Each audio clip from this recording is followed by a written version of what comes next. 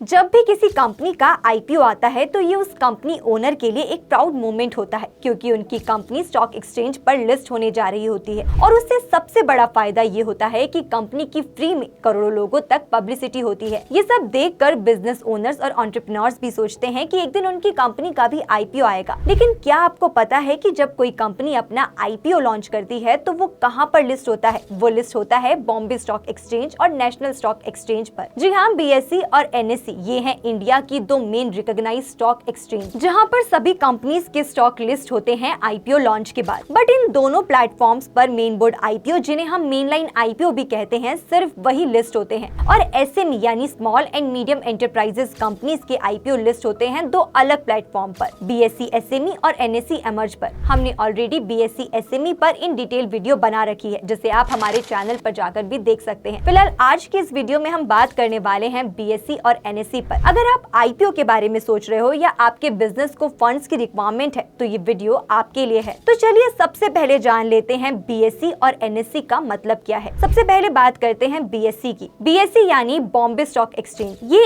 Asia का सबसे पुराना स्टॉक एक्सचेंज है जो मुंबई में लोकेटेड है और 1875 में स्टैब्लिश हुआ था। यहाँ पे कई कंपनीज हर फाइनेंशियल ईयर में अपने शेयर्स लिस्ट करती हैं। अब बात करते हैं एनएसई की। तो ये भी इंडिया का बड़ा और रिकॉग्नाइज्ड स्टॉक एक्सचेंज है इन टर्म्स ऑफ ट्रेडिंग। ये 1992 में शुरू हुआ था और टेक्नोलॉजी के मामले में बीएसई से भी ज्यादा एडवांस माना जाता है। इस पे टॉप कंपनीज के शेयर्स ट्रेड होते हैं, जैसे रिलायंस, इन्फोसिस, एचडीएफसी और भी कई सारी बड़ी कंपनीज। यहाँ पर भी आप बीएसई की तरह अपनी कंपनी को लिस्ट करके शेयर्स पब्लिक को ऑफर करते हो और मार्केट से कैपिटल रेज करते हो। But why listing on recognised stock exchange like BSE and NSE is important, और वो इसलिए है क्योंकि कंपनी की क्रेडिबिलिटी और ब्रांड वैल्यू बढ़ जाती है और मार्केट की कैपिटलाइजेशन भी 2-3 गुना या उससे ज्यादा भी बढ़ जाती है। चलिए अब देख लेते हैं एनएसई और बीएसई के बीच के कुछ मेन डिफरेंसेस। एनएसई का मेन इंडेक्स निफ्टी 50 है और बीएसई का मेन इंडेक्स सेंसेक्स है। एनएसई की लिस्टेड कंपनीज 2629, जो कि